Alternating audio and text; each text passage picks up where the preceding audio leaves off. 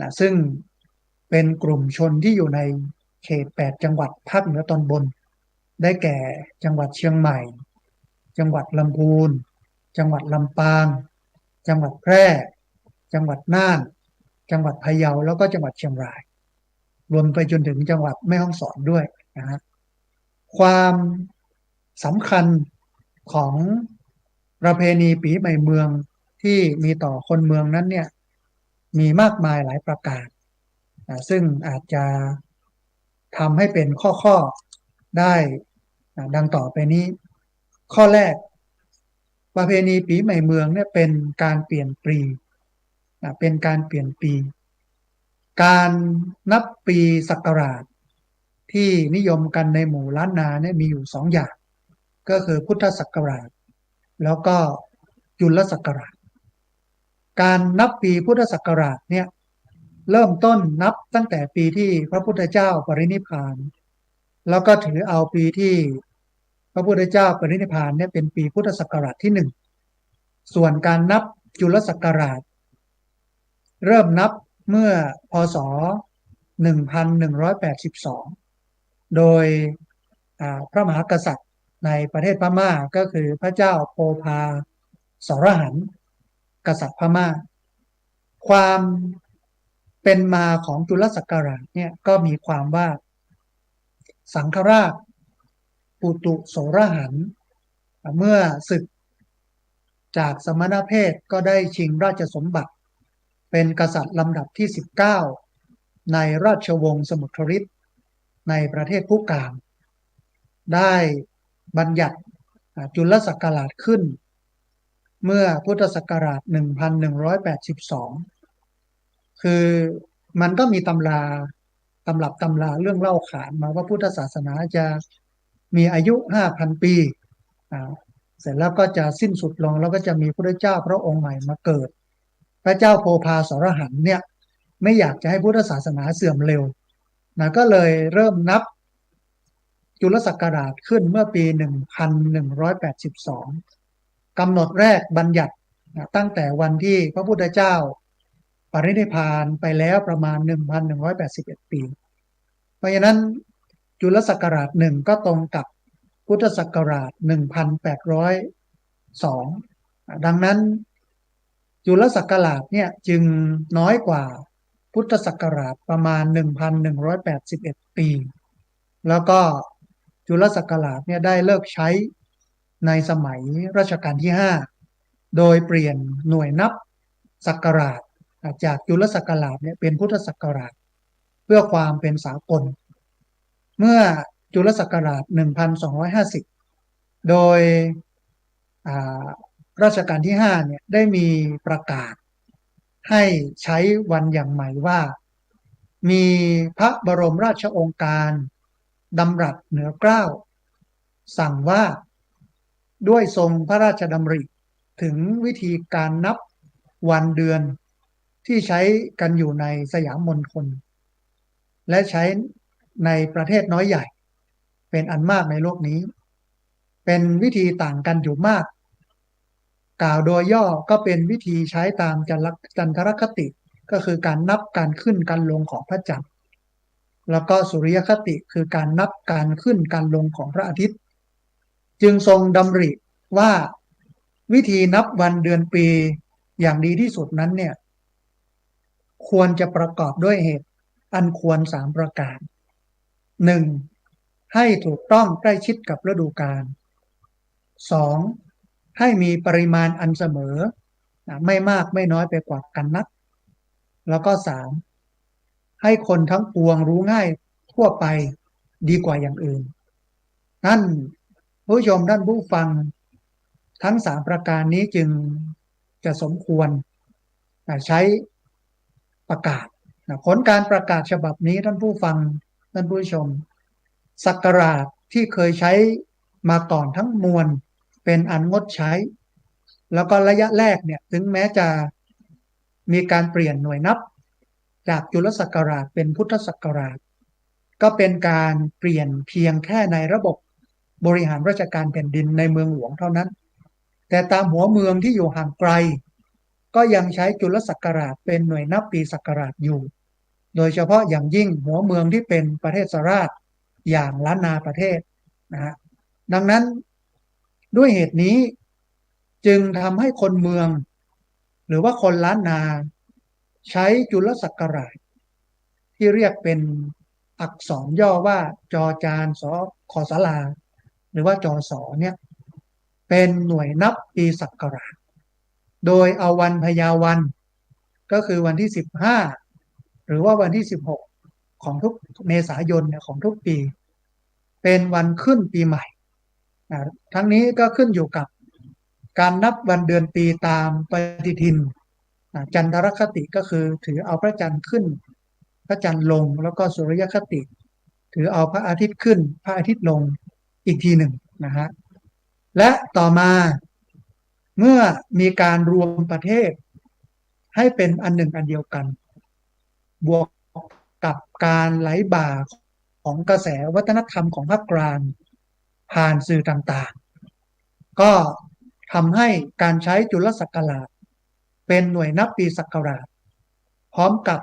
วิถีของคนเมืองหรือว่าคนล้านนามันเลือนลางลงเช่นเรื่องอาหารการกินกับข้าวของคนเมืองหรือว่าคนล้านนาที่เป็นกับข้าวโบราณภาษาคำพูดการแต่งกายก็เลือนลางลงนะฮะโดยเฉพาะเรื่องศักราชนะที่นับการใช้ศักราชก็คือจุลศักราชเนี่ยก็เหลือไว้แต่ในวงการโหราศาสตร์วงการศาสนาหรือในหมู่ผู้เฒ่าผู้แก่เท่านั้นคนทั่วไปเนี่ยยากที่จะสนใจหรือว่ายากที่จะเข้าใจเรื่องนี้ปีนี้เป็นปีพุทธศักราช2567ก็ตรงกันกับจุลศักราช1386ปี1567เนี่ยตรงกับจุลศักราช1386อันนี้เป็นการเปลี่ยนจุลศักราชจากจุลศักราชหนึ่งก็คือจุลศักราช1385ไปเป็นจุลศักราช1386เป็นการเปลี่ยนปีในวันที่16เมษายนหรือวันที่15เมษายนอันนี้อันแรกคือปีใหม่เมืองปีใหม่ของคนเมืองคนเมืองหรือคนล้านนาเนี่ยใช้จุลศักราชเป็นตัวนับวันเดือนปีนะฮะเมื่อเปลี่ยนการนับเปลี่ยนศักราชจากจุลศักราช1385เป็น1386เนี่ยก็จะเปลี่ยนกันในวันที่15หรือว่า16เมษายนของทุกปีอันนี้เป็นความหมายแรกนะฮะอันที่สองปีใหม่เมืองเนี่ยเป็นการเตือนตัวเองการเปลี่ยนปีเนี่ยท่านผู้ชมท่านผู้ฟังมันทำให้มีอายุเพิ่มมากขึ้นการมีอายุเพิ่มขึ้นจะเป็นการย้ำเตือนให้คนเมืองรู้ถึงความเปลี่ยนแปลงของวัยโดยวัยเด็กหรือว่าวัยละอ่อนเนี่ยจะรู้สึกว่าพวกเขาโตขึ้นเป็นหนุ่มเป็นสาวซึ่งเป็นวัยที่มีพลังมากหรือเป็นวัยที่จะทำสิ่งต่างๆได้มากทั้งใดแง่ดีแล้วก็แง่เสียดังนั้นคนในวัยนี้เนี่ยควรจะนำเอาพลังที่มีอยู่เนี่ยไปใช้ในทางสร้างสรรค์ก่อคุณหรือว่าก่อประโยชน์ให้กับสังคมมากกว่าจะไปก่อทุกข์ก่อโทษให้กับสังคมอันนี้คือวัยละอ่อนหรือว่าวัยเด็กวัยหนุ่มสาวท่านผู้ชมท่านผู้ฟังคนหนุ่มคนสาวเนี่ยเมื่อถึงประเพณีปีใหม่เมืองเนี่ยเขาจะรู้สึกว่าตนเองนั้นเป็นผู้ใหญ่เพิ่มมากขึ้นนั่นหมายถึงการที่จะต้องมีความรับผิดชอบมากขึ้นมีความอดทนมากขึ้นมีเหตุมีผลมากขึ้นสรุปแล้วก็คือจะต้องมีกำกึศหรือว่ามีความคิดมากขึ้นอันนี้คือคนหนุ่มคนสาวส่วนความคิดของผู้ใหญ่ในประเพณีปีใหม่เมืองเมื่อปีใหม่เมืองมาถึงเนี่ยผู้ใหญ่เนี่ยจะรู้สึกว่าตนเองเนี่ยเริ่มก้าวย่างเข้าสู่วัยชราเป็นวัยที่พ้นจากการกินการเที่ยวการเล่นสนุกสนานแล้วก็การมั่วสุมยุ่งเกี่ยวกับอบายมุขแล้ว นะเพราะว่าเป็นวัยที่จะต้องเป็นที่พึ่งหรือว่าเป็นแบบอย่างในทางที่ดีให้กับคนในวัยเด็กและคนในวัยหนุ่มสาวอันนี้คือผู้ใหญ่จะคิดแบบนี้นะส่วนผู้เฒ่าผู้แก่หรือว่าผู้สูงอายุพวกเขาก็จะรู้สึกว่ามันใกล้จะถึงที่สุดของการเดินทางบนเส้นทางแห่งชีวิตแล้วดังนั้นคนในวัยนี้เนี่ยจะหันหน้าเข้าวัดเพื่อแสวงหาความสุขสงบในบั้นปลายชีวิตแล้วก็เพื่อที่จะสั่งสมเสบียงก็คือบุญเอาไว้ในภพหน้าหรือว่าในชาติหน้าอันนี้ก็คืออย่างที่สองเป็นการเตือนตนปีใหม่เมืองมาถึงปุ๊บก็ต้องเตือนตนตามวัยตัวเองไม่ว่าจะเป็นวัยละอ่อนวัยเด็กวัยหนุ่มสาววัยผู้ใหญ่แล้วก็วัยชราอีกอันหนึ่งประเพณีปีใหม่เมืองเนี่ยเป็นการชำระสะสางในสิ่งที่ไม่ดีปีใหม่เมืองเนี่ยเป็นช่วงโอกาสที่คนเมืองหรือว่าคนล้านนาจะสำรวจตรวจสอบสิ่งต่างๆที่มันล่วงเลยมาแล้วไม่ว่าจะเป็นการกระทำของตนเองความประพฤติแล้วก็ข้อปฏิบัติต่างๆเมื่อพบข้อบกพร่องก็จะตั้งจิตอธิษฐานละเว้นการกระทำที่เป็นความชั่วเหล่านั้นโดยให้การกระทำที่เป็นความชั่วเหล่านั้นเนี่ยมันตกไปกับไฟมันไหลไปกับน้ำมันล่องไปกับสังขารแล้วก็ตั้งตนทำในสิ่งที่ดีต่อไปอันนี้ก็คือการชำระสะสางของคนเมืองคนล้านนาครับอีกอันหนึ่งท่านผู้ชมท่านผู้ฟังปีใหม่เมืองเนี่ยเป็นการเริ่มต้นทำในสิ่งใหม่ปีใหม่เมืองเป็นช่วงโอกาสที่คนเมืองหรือว่าคนล้านนาจะตั้งจิตอธิษฐาน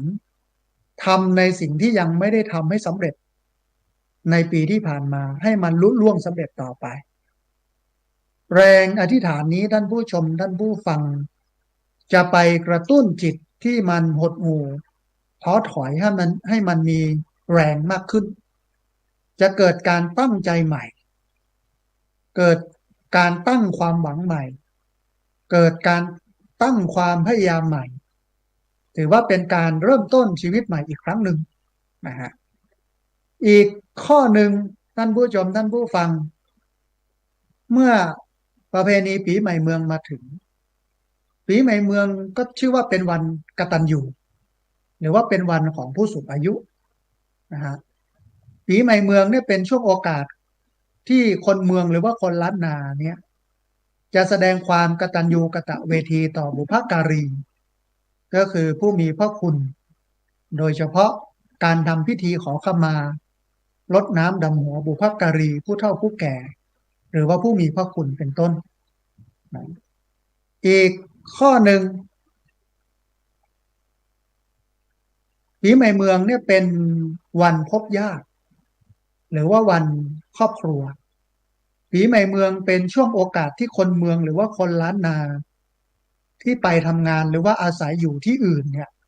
จะกลับไปยังถิ่นฐานบ้านเกิดของตนเองเพื่อพบปะพูดคุยไต่ถามสารทุกข์สุขดิบนะซึ่งกันและกันในปีใหม่เมืองนี้นะฮะทีนี้ในช่วงปีใหม่เมืองกิจกรรมของคนเมืองในช่วงปีใหม่เมืองมีอะไรบ้างท่านผู้ชมท่านผู้ฟังในช่วงปีใหม่เมืองคนเมืองจะมีกิจที่จะต้องทำหรือว่ามีประเพณีที่จะต้องปฏิบัติมากมายหลายประการตามวันต่างๆในช่วงเทศกาลปีใหม่เมืองซึ่งสามารถสรุปได้ดังนี้นะหนึ่งวันสังขารล่อง วันสังขารล่องเนี่ยเป็นวันแรกของประเพณีปีใหม่เมืองส่วนใหญ่จะเริ่มตั้งแต่เที่ยงคืนของวันที่12ถึงวันที่13หรือวันที่14เมษายนของทุกปีทั้งนี้ก็ขึ้นอยู่กับการนับวันเดือนปีตามปฏิทินจันทรคติแล้วก็สุริยคติอีกทีหนึ่งนะฮะในวันสังขารล่องนี้คนเมืองจะตื่นเช้าเป็นพิเศษอ่าแม่บ้านก็จะทำกับข้าวพ่อบ้านกับลูกๆก็จะช่วยกันทำความสะอาดแล้วก็ จุดประทัดหรือว่าจุดสะโพกนะฮะไล่สังขารคติธรรมที่แฝงในกิจกรรมการไล่สังขารก็คือการประกาศหรือการบอกให้กับคนทั้งหลายทราบว่าบัดนี้สังขารคือร่างกายชีวิตจิตใจของเราเนี่ยมันได้ร่วงโรยหรือว่าล่องไปสู่จุดสิ้นสุดคือความตายอีกครั้งหนึ่งแล้วนั่นก็หมายถึงว่าเราได้แก่ลงไปอีกปีหนึ่งแล้วเพราะปีใหม่มาถึงแล้วนะฮะดังนั้นเนี่ยสาระสำคัญของการจุดประทัดหรือจุดสะโพกไล่สังขารก็คือการมีสติหรือ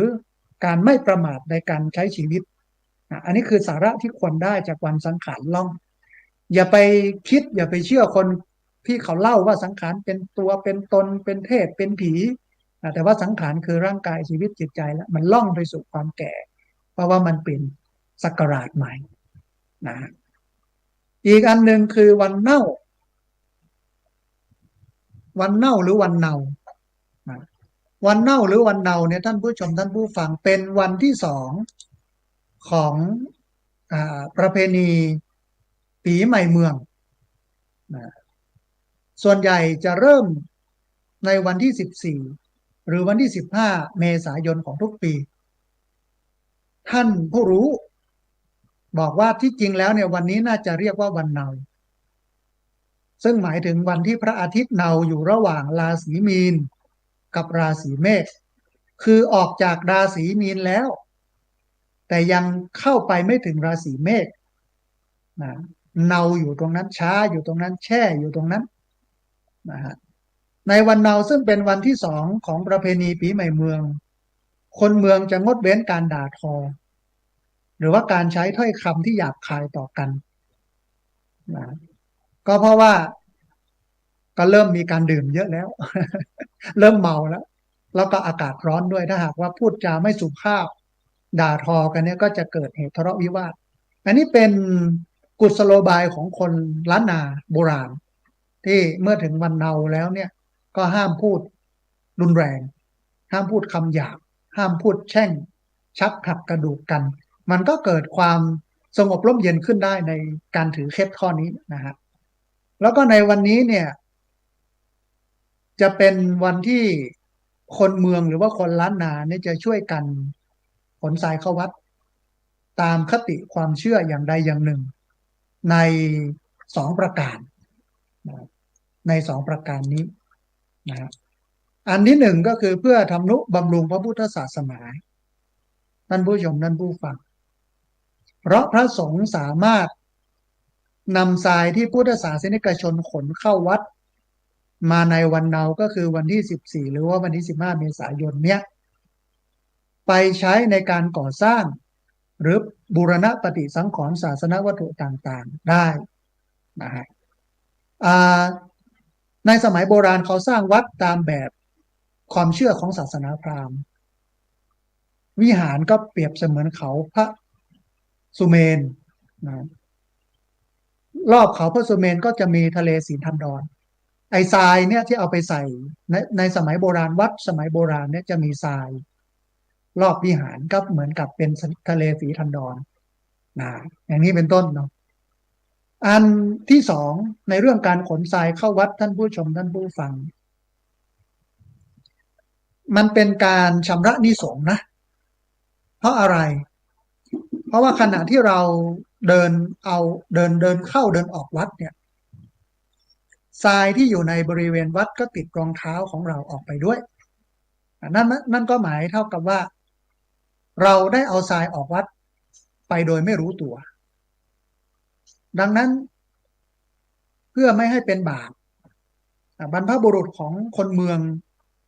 หรือว่าคนล้านนาเนี่ยจึงได้จัดให้มีกิจกรรมขนทรายเข้าวัดขึ้นและหากมองให้ลึกเข้าไปยิ่งกว่านั้นก็จะเห็นว่าคนในสมัยโบราณเนี่ยพยายามที่จะสอนให้อนุชนคนรุ่นหลังเนี่ยมีคุณธรรม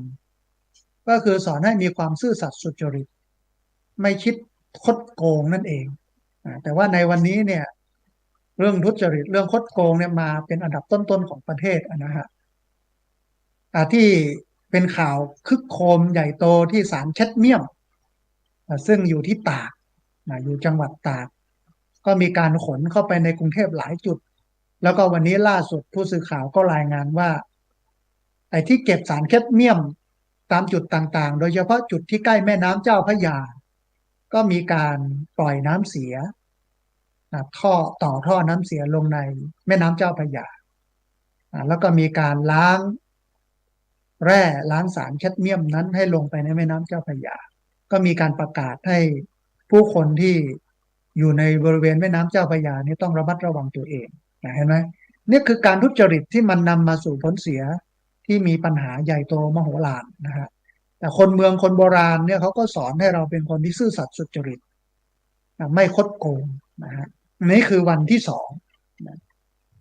วันที่สามท่านผู้ฟังคือวันพญาวันวันพญาวันเนี่ยเป็นวันที่สามของประเพณีปีใหม่เมืองส่วนใหญ่จะเริ่มในวันที่15หรือว่าในวันที่16ของทุกปีนะแล้วก็เป็นวันที่มีกิจกรรมให้กระทำหลากหลายกิจกรรมในวันพญาวัน วันพญาวันนี่ถือว่าเป็นวันเปลี่ยนศักราชจากจุลศักราชหนึ่งไปสู่จุลศักราชหนึ่งก็คืออ่าจากจุลศักราช1,000อ่า1,385ไปเป็น1,386นะฮะก็เปลี่ยนวันพญาวันนี้นะในวันพญาวันนี้ก็จะมีกิจกรรมให้ทำหลากหลายเช่นตอนเช้าตอนสายเราก็ไปวัดไปไหว้พระสมาทานศีลฟังธรรมะตักบาตรเจริญภาวนานั่งสมาธิตอนเช้าในตอนบ่ายก็จะมีการส่งน้ำพระพุทธรูปส่งน้ำพระสงฆ์ส่งน้ำสามเณรแล้วก็ดำหัวผู้เฒ่าผู้แก่และในตอนเย็นก็จะมีการแห่ไม้ค้ำสีมหาโพธิ์นะในการแห่ไม้ค้ำสีมหาโพธิ์มันก็มีข้อคิดนะในสมัยในสมัยก่อนเนี่ยตอนที่อาตมาภาพมาอยู่ที่วัดศพเติมตำบลศพปาดอำเภอแม่เมาะจังหวัดลำปางใหม่ๆก็มีญาติโยมเอาไม้ที่เป็นไม้ค้ำรูปไม้ค้ำสั้นบ้างยาวบ้างใหญ่บ้างเล็กบ้างเกือบทุกหลังคาเรือนมาร่วมถวายแล้วก็เอาไปถวายเสร็จแล้วก็เอาไปพิงไว้ที่ต้นโพอาตมาภาพก็เห็นว่ามันได้ประโยชน์น้อยก็เลยบอกให้ญาติโยมว่าต่อไปนี้เอาเป็นหมวดนะเอาเป็นหัวหมวดละ1 ต้นบ้านศพเต๋อนี่มีอยู่8 หมวดก็8 ต้นเอาไม้สักไม้เนื้อแข็งที่มันใช้ได้เป็นไม้สักไม้แดงไม้ประดู่ไม้อะไรยังไงก็ได้ตามหัวไร่ไตนาที่สามารถเอามาแปรรูปได้เพื่อเอาไปซ่อมไปสร้างถาวรวัตถุต่างๆของวัดญาติโยมก็ชื่นใจทีนี้ก็มีการแห่มาเป็นอ่าทีละหมวดทีละหมวดทีละหมวดเสร็จแล้วก็เอาไม้เหล่านั้นเนี่ยไปแปรรูปเอามาเก็บไว้ใช้สร้างกุฏิวิหารศาลาได้นะฮะท่านผู้ชมท่านผู้ฟังที่จริงต้นโพเนี่ยมันไม่จำเป็นต้องเอาไม้ไปค้ำเพราะมันก็ยืนอยู่ของมันได้นะฮะมันไม่มีที่จะหักจะล้มจะอะไรยังไงถ้าเป็นปกตินะถ้าไม่มีลมพิเศษที่มาพัดมาหมุนมันนะฮะแต่ว่าประเพณีแห่ไม้ค้ำศรีมหาโพธิ์เนี่ยวันนี้มันไปไกลเกินสาระสำคัญสาระเดิมทีของมันก็คือการให้เรานั้นมีจิตสำนึกรักพระพุทธศาสนารักวัดรักวาเคารพรักพระสงฆ์เพราะว่าต้นศรีมหาโพธิ์เนี่ยมันก็เปรียบเสมือนกับพระพุทธศาสนาหรือเปรียบเสมือนพระพุทธเจ้าเพราะว่าพระพุทธเจ้าตรัสรู้ใต้ต้นโพธิ์นะฮะทีนี้คนโบราณเขาก็เลยทำให้มันเป็นประเพณีพิธีกรรมแห่ไม้ค้ำศรีมหาโพธิ์แต่ที่จริงแล้วเนี่ยเราต้องค้ำจูนพระพุทธศาสนาหมายความว่าเมื่อแห่ไม้ค้ำศรีมหาโพธิ์แล้วหลังจากนั้นไปก็ต้องเริ่มค้ำจูพระพุทธศาสนาศาสนาเนี่ยโดยเฉพาะพระพุทธศาสนาเนี่ยท่านผู้ชมท่านผู้ฟัง มันมีองค์ประกอบสำคัญอยู่3 ประการหนึ่งก็คือศาสนธรรมก็คือคำสอนของพระพุทธเจ้าอันที่สองคือศาสนบุคคลคือบุคลากรของพระพุทธศาสนาอันได้แก่ภิกษุสามเณรแม่ชีนะฮะอันที่สามก็คือศาสนวัตถุถาวรวัตถุต่างๆในวัดวิหารเจดีย์กุฏิอย่างนี้เป็นต้นเราในฐานะชาวพุทธก็ต้องค้ำจูนทั้งสามนี้จะค้ำจูนยังไงอ่ะศาสนธรรมค้ำจูนโดยการหนึ่งศึกษาก่อนเราชาวพุทธต้องศึกษาคำสอนว่าพระพุทธเจ้าสอนอะไรอะไรเป็นพุทธอะไรไม่เป็นพุทธถึงจะเข้าใจนะฮะศึกษาก่อนเมื่อศึกษาแล้วก็นำไปปฏิบัติเมื่อนำไปปฏิบัติแล้วก็เอามาเผยแผ่คือเอามาบอกคนอื่นต่ออันนี้คือหน้าที่ของเราต่อศาสนธรรมศาสนวัตถุหน้าที่เราต่อศาสนวัตถุก็คือหนึ่งอุปถัมภ์บำรุงพระสงฆ์สามเณรด้วยปัจจัยสี่อาหารเครื่องนุ่งห่มที่อยู่อาศัยแล้วก็ยารักษาโรคนะฮะอันนี้คือการอุปถัมภ์บำรุงนะภิกษุอีกส่วนหนึ่งก็คือการเกื้อกูลให้ท่านได้ศึกษาธรรมไม่ใช่มัวแต่มานิมนต์พระไปงานนั้นงานนี้พระเลยลืมกิจของตนเองก็คือศึกษาพระธรรมมัวแต่ไปกิจนิมนต์อย่างเดียวนะฮะเกื้อกูลท่านให้ศึกษาธรรมเกื้อกูลท่านให้ปฏิบัติธรรมแล้วก็เกื้อกูลท่านให้ได้เผยแผ่ธรรมอันนี้คือศาสนบุคคลบุคลากรของพระพุทธศาสนาแต่ว่าวันนี้เนี่ยเราดูแลกันน้อยนะแล้วก็ยุคนี้เป็นยุคที่เข้ายากหมากแพงวิกฤตเศรษฐกิจวิกฤตสังคมวิกฤตการเมืองคนที่เป็นคนขี้เหล้าเมายาก็อยู่ในชีวิตข้างนอกลำบากก็เริ่มหนีเข้ามาบวชอยู่ในพระพุทธศาสนาแต่ถ้ามาเจอวัดที่ฝึกหัดพัฒนาตนอย่างเข้มข้นเนี่ยเขาก็จะเปลี่ยนเป็นคนดีแต่ว่าถ้ามาเจอวัดที่ไม่ได้สนใจอะไรบวชอยู่อย่างนั้นในโบสถ์ไม่ได้สนใจอะไรไม่ได้ศึกษาเรียนรู้อะไรบวชเป็นประเพณี5 วัน15 วัน1 เดือน3 เดือนไม่ได้เรียนรู้อะไรเยอะแล้วก็สึกไปมันก็เป็นปัญหานะวันเนี้ยที่ออกข่าวกันทุกวันเนี้ยเดี๋ยวจับพระเมายาบ้าบ้างจับพระเมาเหล้าบ้างจับพระกับสีกาบ้างเพราะฉะนั้นเพื่อให้กระบวนการพุทธศาสนามันพัฒนาก็ต้องมีการกลั่นกรองบุคลากรที่จะมาบวชญาติโยมก็ต้องช่วยกันถ้าลูกหลานเราดื้อกินเหล้าเมายาอย่างเงี้ยไม่ต้องให้บวชเราให้เลิกเสร็จก่อนถึงบวชนะฮะแล้ววันนี้มันก็น่าเป็นห่วงก็คือพวก18 มงกุฎเขาผันตัวเข้ามาบวชเยอะญาติโยมก็อาจจะเป็นอาจจะจำเป็นที่จะต้องช่วยกันดูแลช่วยกันใส่ใจเรื่องนี้หน่อยนะฮะพระสงฆ์ก็เต็มที่กับการดูแลใส่ใจตรงนี้ในส่วนหนึ่งอันนี้ก็คือศาสนบุคคลบุคลากรของพระพุทธศาสนาอีกอันหนึ่งคือศาสนวัตถุ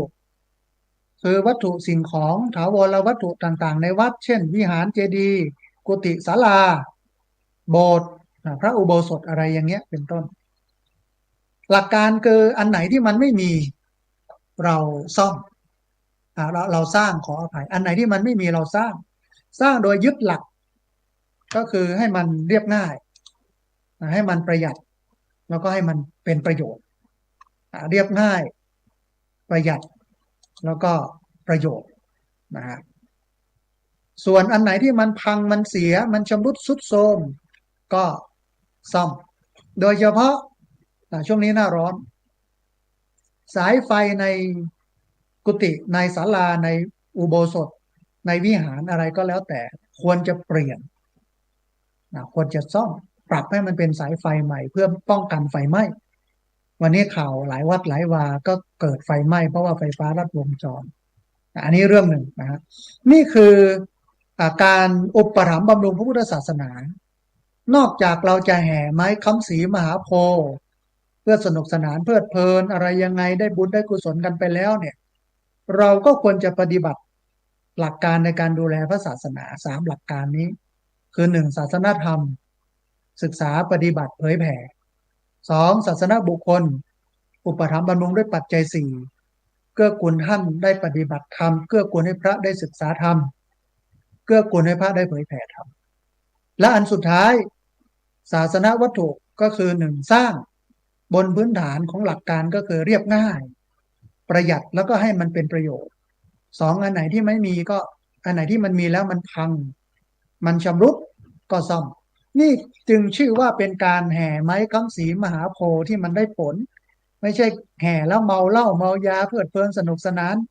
กินเหล้าเต้นกันไปมันไม่มีประโยชน์อะไรเลยแทนที่จะได้บุญก็กลับได้เป็นบาปนะฮะทีนี้ท่านผู้ชมท่านผู้ฟังวันพญาวันเนี่ยมันเป็นวันขึ้นปีใหม่โดยเปลี่ยนจุลศักราชใหม่แล้วก็เป็นวันที่มีกิจกรรมให้กระทำหลากหลายกิจกรรมจึงทำให้วันนี้เนี่ยเป็นวันที่เป็นวันพญาก็คือเป็นวันที่เป็นใหญ่กว่าวันทั้งหลายนะฮะนอกจากวันพญาวันคือวันที่สามของประเพณีปีใหม่เมืองแล้วในวันที่สี่ก็คือวันปากปีนะวันที่สองนับจากขึ้นปีใหม่คือวันพญาวันเป็นวันที่สี่ของประเพณีปีใหม่เมืองวันปากปีเนี่ยกิจกรรมที่กระทำในวันนี้ก็คือการทำบุญหมู่บ้านโดยการนิมนต์พระสงฆ์มาเจริญพระพุทธมนต์กลางหมู่บ้านเพื่อเป็นสิริมงคลแล้วก็ด้วยการที่จะต้องร่วมแรงร่วมใจกันจัดงานทำบุญหมู่บ้านจึงทำให้คนในหมู่บ้านนั้นมีความสมัครสมานสามัคคีกันหรือมีความร่วมมือร่วมแรงกันดังนั้นจึงถือว่าวันปากปีเนี่ยเป็นวันสามัคคีของคนในหมู่บ้านชุมชนสรุปแล้วเนี่ยท่านผู้ชมท่านผู้ฟังประเพณีปีใหม่เมืองเนี่ยก็มีอยู่สี่วันวันแรกวันสังขารล่องวันที่สองวันเนาวันที่สามวันพญาวันแล้วก็วันที่สี่วันปากปีญาติโยมได้รู้เนื้อหาสาระของประเพณีปีใหม่เมืองได้ครบเกือบทุกมิตินะฮะทีนี้ท่านผู้ชมท่านผู้ฟังการถอดรหัสประเพณีปีใหม่เมืองนี้เนี่ยมีวัตถุประสงค์เพื่อที่จะเชื่อมโยงประเพณีพิธีกรรมและก็ความเชื่อต่างๆในช่วงเทศกาลประเพณีปีใหม่เมืองมาเป็นสื่อในการถ่ายทอดหลักธรรมหรือว่าหลักการของพุทธศาสนามาสู่การปฏิบัติในเทศกาลประเพณีปีใหม่เมืองเพื่อให้เกิดความเจริญงอกงามทางศีลธรรมตามหลักของพระพุทธศาสนาขึ้นในหมู่พุทธศาสนิกชนในล้านนาดังนั้นการตีความต่างๆของการถอดบทเรียนประเพณีปีใหม่เมืองนี้เนี่ยจึงมีพุทธธรรมเป็นฐานไม่ได้มีหรือตีความให้เข้ากับความเชื่อของศาสนาพราหมณ์ผีหรือว่าไสยศาสตร์ตลอดจนถึงโหราศาสตร์แต่อย่างใดส่วนตอนนี้เนี่ยมันมีประเด็นที่เป็นข้อถกเถียงกันอยู่ว่าประเพณีปีใหม่เมืองคือวันไหนกันแน่ระหว่างวันที่13ก็คือวันสังขารล่องวันที่14วันเนาหรือวันเน่าวันที่15เป็นวันพญาวันกับวันที่14เป็นวันสังขารล่องวันที่15เป็นวันเนาหรือวันที่16เป็นวันพญาวันข้อนี้เนี่ยท่านผู้ชมท่านผู้ฟังอาตมาภาพไม่ได้ให้ความสำคัญเท่าไหร่นะเพราะว่าวิธีนับวันเดือนปีมันต่างกันก็ไม่แปลกที่จะมีวันเดือนปีที่ต่างกันเพราะอะไรเพราะว่าบ้างก็นับตามการเคลื่อนหรือว่าการโคจรของพระจันทร์ที่เรียกว่าจันทรคติบ้างก็นับตามการเคลื่อนหรือว่าโคจรของพระอาทิตย์ที่เรียกว่าสุริยคติและก็แน่นอนว่าสูตรนับวันเดือนปีเนี่ยย่อมมีมากกว่านี้ดังนั้นย่อมจะมีสูตรการนับวันเดือนปีตามประเพณีปีใหม่เมืองแตกต่างหรือมากไปกว่านี้แน่นอนนะฮะ ทีนี้มันก็มีคำถามหลายผู้หลายคนก็ถามว่าทำไมวันพญาวันซึ่งเป็นวันสำคัญของประเพณีปีใหม่เมืองคือเป็นวันเปลี่ยนจุลศักราชถึงเคลื่อนหรือย้ายตลอดจนถึงเปลี่ยนจากวันที่15มาเป็นวันที่16ท่านผู้ชมท่านผู้ฟังเหตุที่เป็นเช่นนี้ก็เพราะว่าดวงอาทิตย์ย้ายจากราศีมีนเข้าสู่ราศีเมษตั้งแต่วันที่14เมษายนพุทธศักราช2556เมื่อปีพุทธศักราช2556มันทำให้ปีใหม่เมืองของคนล้านนาเลื่อนหรือเปลี่ยนไปจากเดิมที่จริงมันเปลี่ยนอย่างนี้มาตลอดสลับสับเปลี่ยนกันตลอดนะฮะโดยวันแรกเรียกว่าวันสังขารล่องคือวันที่13วันที่2วันเนาหรือวันเน่า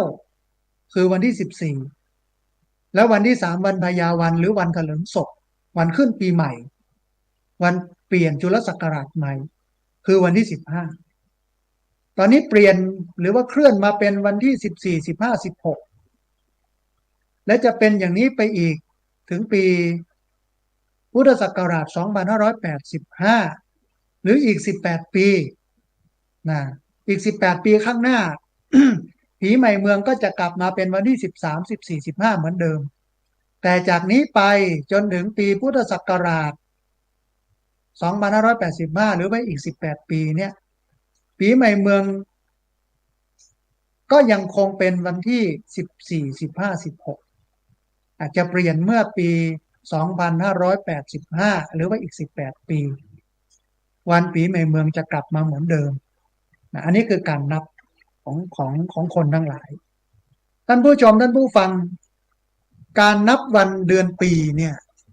มนุษย์เป็นผู้คิดค้นขึ้นเพื่อให้เกิดความเข้าใจตรงกันรู้ตรงกันปฏิบัติไปในแนวทางเดียวกันซึ่งแน่นอนว่าสมมุติบัญญัติที่มนุษย์สร้างขึ้นหรือว่าบัญญัติขึ้นที่มนุษย์คิดขึ้นหรือวางไว้เนี่ยย่อมเหมาะสมกับยุคสมัยนั้นๆและเมื่อการเวลาผ่านไปยุคสมัยก็ต้องปรับปรุงเปลี่ยนไปเปลี่ยนแปลงให้เข้ากับหรือว่าเหมาะสมกับยุคสมัยเพื่อให้เกิดความเข้าใจตรงกันรู้ตรงกันปฏิบัติไปในแนวทางเดียวกันของชุมชนสังคมนั้นๆตามยุคตามสมัยนั้นๆต้องเน้นย้ำว่าตามสังคมนั้นๆหรือว่าตามยุคตามสมัยนั้นๆนั่นหมายความว่าในสังคมหรือในหมู่บ้านของเราถ้าสมมุติจะถือเอาปฏิบัติเอาวันที่13 14 15เป็นวันปีใหม่เมืองก็ไม่มีปัญหาเพราะว่าเป็นความพร้อมเป็นความสะดวกของชุมชนส่วนชุมชนไหนยึดถือการเปลี่ยนแปลงที่เปลี่ยนเมื่อปี2556นะก็คือ14 15 16วันที่16เป็นวันปีใหม่เมืองหรือวันพญาวันก็ถือเอาตามนี้ได้นะฮะแต่ท่านผู้ฟังสิ่งที่ควรจะถกเถียงหรือให้ความสำคัญในวันนี้เนี่ยควรเป็นเรื่องความหมายแล้วก็ความสำคัญของประเพณีปีใหม่เมืองมากกว่าเพราะว่าอาตมาภาพนี้เชื่อว่าวันนี้เนี่ยน้อยคนนักที่จะรู้จักแล้วก็เข้าใจว่า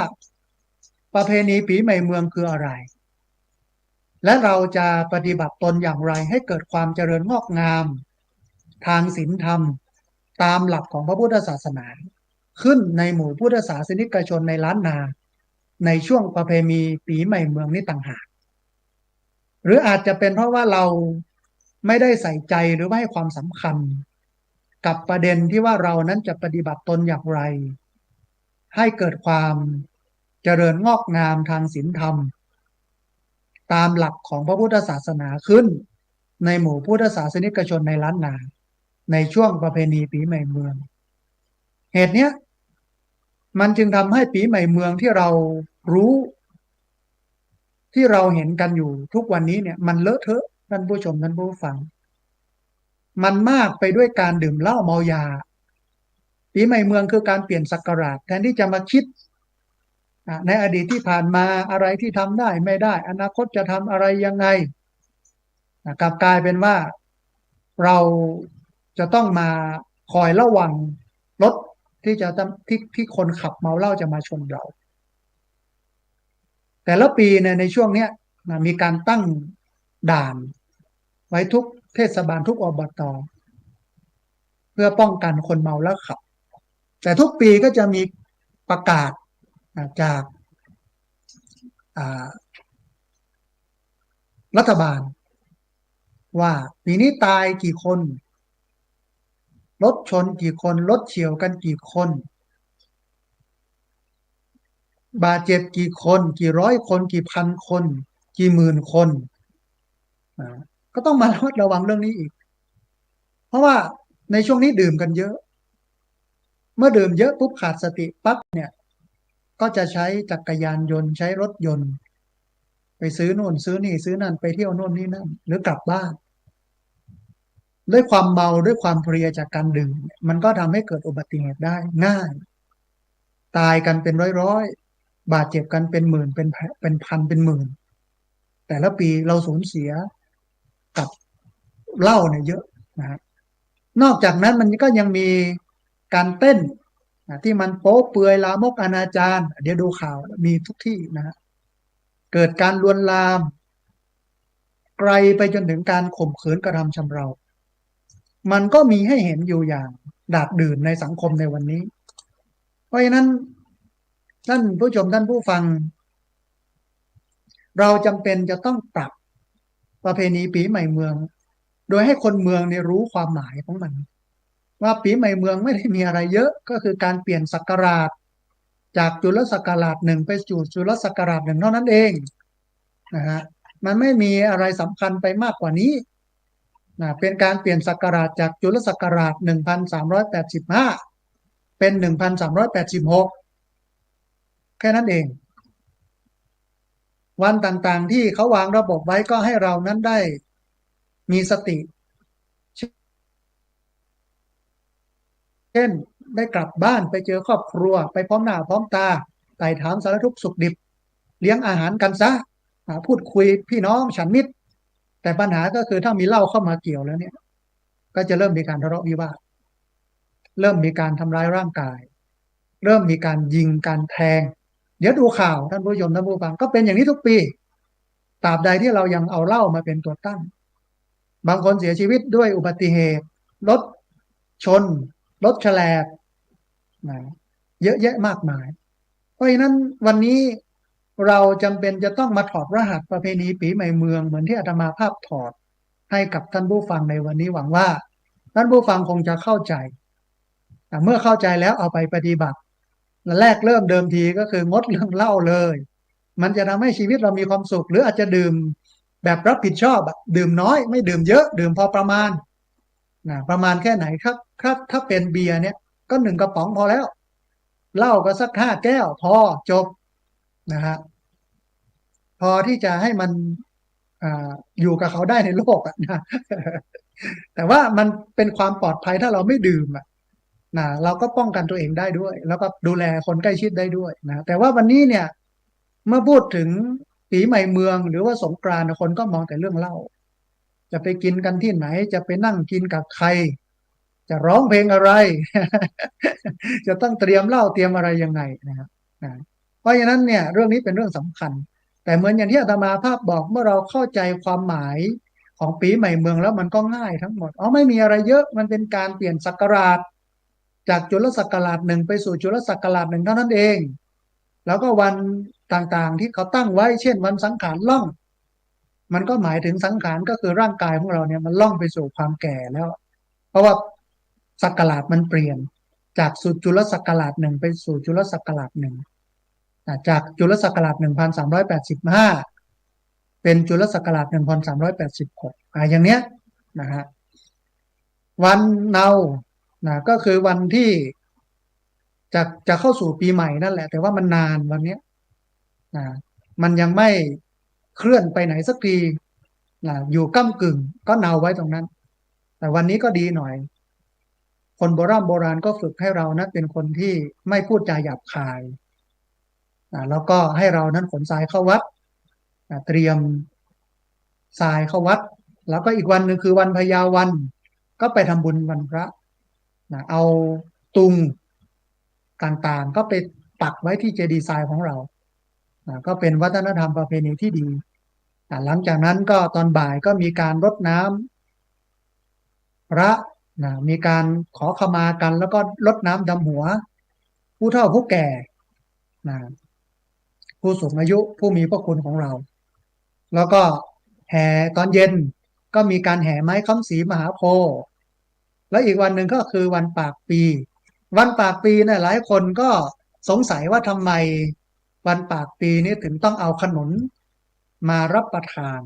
เอาลาบมารับประทานหลายคนเชื่อว่ามันจะทำให้เกิดโชคลาภมันจะทำให้เกิดการอุดหนุนสนับสนุนกัน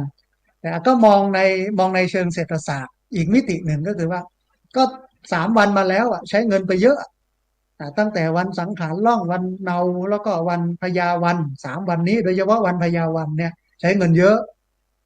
ต้องเอาไปตักบาตรซื้อของใส่บาตรไปทำบุญวันพระเอาไปใส่ซอง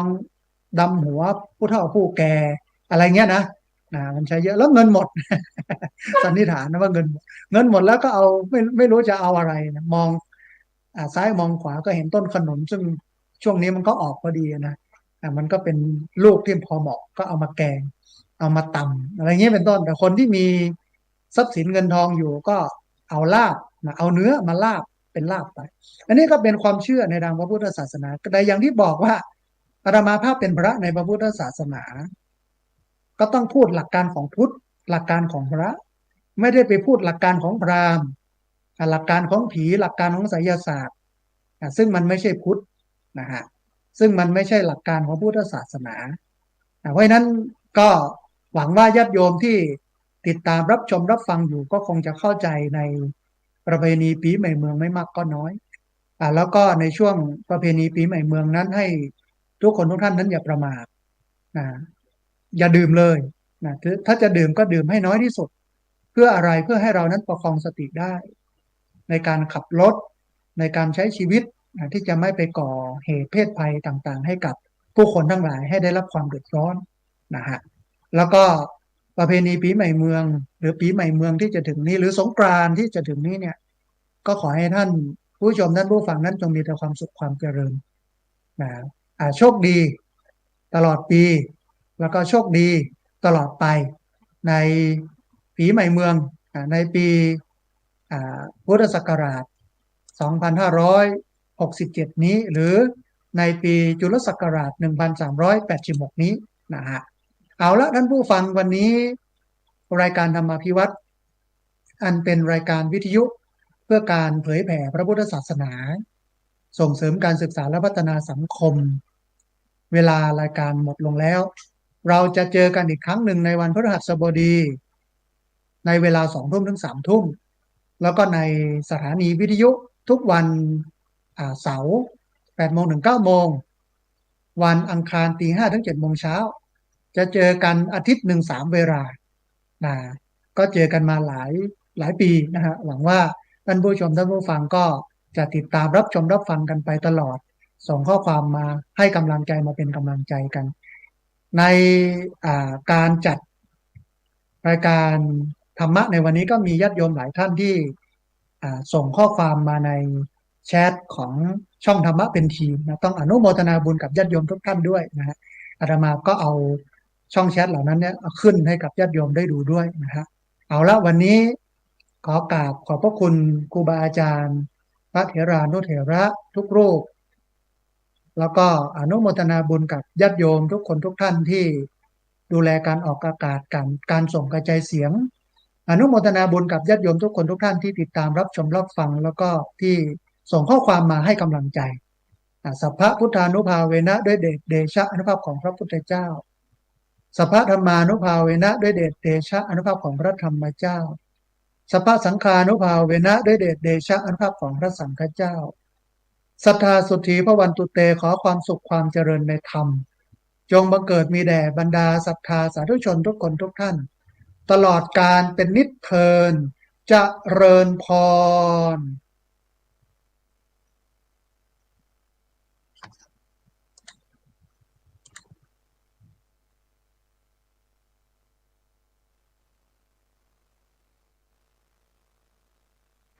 การปฏิบัติตราบใดที่เรายังมีลมหายใจอยู่ ที่เรายังมีลมหายใจอยู่มันก็คือการปฏิบัติ